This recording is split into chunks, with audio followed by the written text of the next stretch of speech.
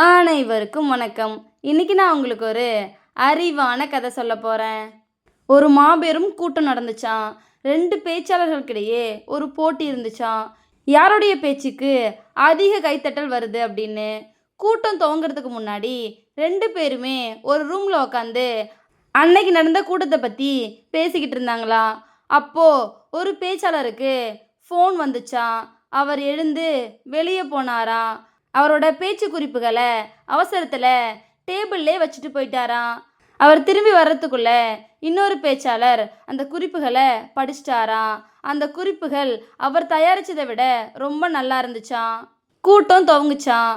அடுத்தவருடைய குறிப்பை பார்த்தவருக்கு தான் முதல்ல பேச வாய்ப்பு கிடைச்சிதான். எதிர் பேச்சாளர் எழுதி வச்சிருந்த குறிப்புகள் எல்லாத்தையுமே தன்னுடைய கருத்துக்கள் மாதிரி பேசினாராம். ரொம்ப கைத்தட்டல் கிடைச்சிதான்.